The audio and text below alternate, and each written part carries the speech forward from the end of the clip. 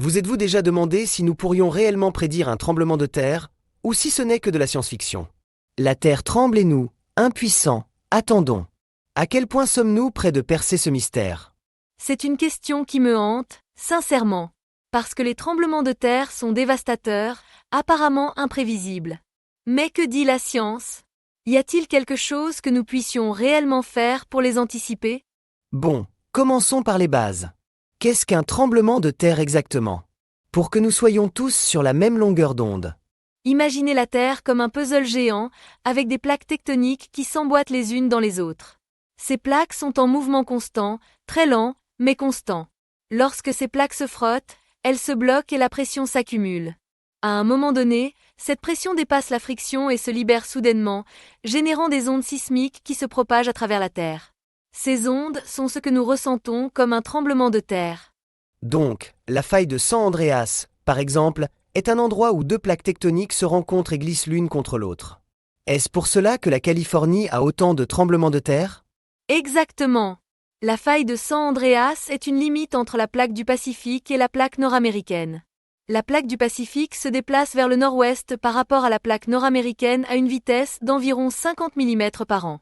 Cela semble peu, mais cette friction constante génère une énorme quantité d'énergie qui finit par se libérer sous forme de tremblements de terre. Je comprends. Maintenant, en parlant de mesurer la magnitude d'un tremblement de terre, qu'est-ce que l'échelle de Richter et comment fonctionne-t-elle? Parce que nous en entendons toujours parler aux nouvelles. L'échelle de Richter a été développée par Charles Richter en 1935. C'est une échelle logarithmique qui mesure l'amplitude des ondes sismiques enregistrées par un sismographe. Chaque augmentation d'un point sur l'échelle représente une augmentation de 10 fois de l'amplitude de l'onde et environ 32 fois l'énergie libérée. Ainsi, un tremblement de terre de magnitude 6 est 10 fois plus grand en amplitude qu'un tremblement de terre de magnitude 5 et libère environ 32 fois plus d'énergie. 32 fois plus d'énergie. C'est une énorme différence. Mais qu'en est-il de l'échelle de magnitude de moment? Est-ce différent? Oui, l'échelle de magnitude de moment est une échelle plus moderne et précise, en particulier pour les grands tremblements de terre. L'échelle de Richter a des limitations pour les très grands tremblements de terre, car elle a tendance à saturer. L'échelle de magnitude de moment, en revanche, est basée sur le moment sismique, qui est une mesure de la quantité totale d'énergie libérée pendant le tremblement de terre.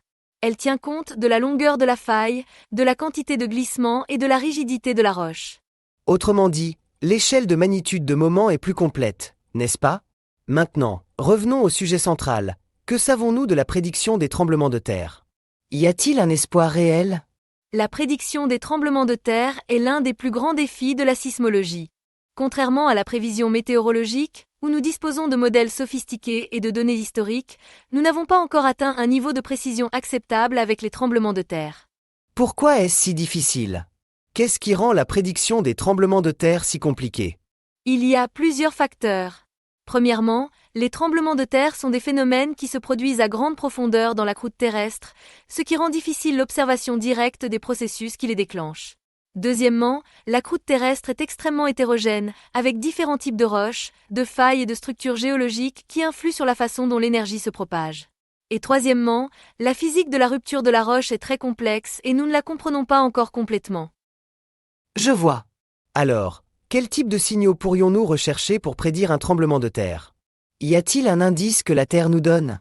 Plusieurs signaux précurseurs ont été proposés, mais aucun ne s'est avéré fiable jusqu'à présent. Certains de ces signaux comprennent des changements dans la vitesse des ondes sismiques, la déformation du sol, les variations des niveaux d'eau souterraine, les émissions de gaz radon et même le comportement anormal des animaux. Comportement anormal des animaux? Sérieusement? Oui, il existe des récits historiques et des preuves anecdotiques d'animaux qui se comportent étrangement avant un tremblement de terre. Certains scientifiques pensent que les animaux peuvent être plus sensibles aux changements subtils de pression, aux vibrations ou aux champs électriques qui précèdent un tremblement de terre. Cependant, ces preuves sont difficiles à vérifier scientifiquement et ne sont pas considérées comme un outil fiable pour la prédiction. Je comprends. Cela ressemble plus à une légende qu'à de la science. Mais qu'en est-il de la technologie moderne? Avons-nous des capteurs plus avancés, des modèles informatiques plus puissants? Avons-nous progressé dans la bonne direction? Oui, nous progressons certainement. Nous avons des réseaux sismologiques plus denses, avec des capteurs plus sensibles et précis. Nous utilisons également des techniques d'interférométrie radar satellitaire pour mesurer la déformation du sol avec une précision millimétrique. Et nous développons des modèles informatiques plus sophistiqués qui simulent le comportement des failles et la propagation des ondes sismiques. Et ces modèles nous permettent-ils de faire des prédictions à court terme? Pouvons-nous dire, par exemple, qu'il y a 50% de chances qu'un tremblement de terre de magnitude 6 ou plus se produise dans une région donnée dans les prochaines 24 heures? Nous n'avons pas encore atteint ce niveau de précision. Ce que nous pouvons faire, c'est évaluer le risque sismique d'une région, c'est-à-dire la probabilité qu'un tremblement de terre d'une magnitude donnée se produise dans une période de temps donnée. Cette évaluation est basée sur les données historiques des tremblements de terre, les études géologiques et les modèles sismotectoniques. Autrement dit, nous savons où un tremblement de terre est le plus susceptible de se produire, mais pas quand. C'est bien ça? Exactement. Nous pouvons identifier les zones à haut risque sismique et prendre des mesures pour atténuer l'impact des tremblements de terre, comme renforcer les bâtiments, construire des systèmes d'alerte précoce et éduquer la population. Mais la prédiction précise d'un tremblement de terre, avec son heure, son lieu et sa magnitude, reste un objectif lointain. En parlant de systèmes d'alerte précoce, comment fonctionnent-ils? Sont-ils efficaces? Les systèmes d'alerte précoce au tremblement de terre détectent les ondes sismiques primaires, qui voyagent plus vite mais causent moins de dégâts, et envoient une alerte aux personnes se trouvant dans la zone d'impact avant l'arrivée des ondes secondaires, qui sont celles qui causent la majeure partie des dégâts. Ces systèmes peuvent donner quelques secondes, voire des dizaines de secondes d'avertissement, ce qui peut être suffisant pour que les personnes se mettent à l'abri, arrêtent des machines dangereuses ou activent des systèmes de sécurité. Quelques secondes peuvent faire la différence, sans aucun doute. Mais qu'en est-il des tremblements de terre qui se produisent en mer? Les tsunamis qu'ils génèrent sont-ils encore plus difficiles à prédire? La prédiction des tsunamis est différente de la prédiction des tremblements de terre. Bien que nous ne puissions pas prédire quand un tremblement de terre sous-marin se produira, nous pouvons détecter les tsunamis une fois qu'ils ont été générés et émettre des alertes aux zones côtières menacées. Ceci est réalisé grâce à un réseau de bouées et de capteurs de pression au fond de l'océan qui détectent les ondes du tsunami et transmettent l'information au centre d'alerte. Donc, même si nous ne pouvons pas empêcher un tsunami de se produire, nous pouvons alerter les gens pour qu'ils évacuent. C'est crucial. Quels autres progrès sont réalisés dans la recherche sur les tremblements de terre? Existe-t-il de nouvelles technologies ou approches prometteuses?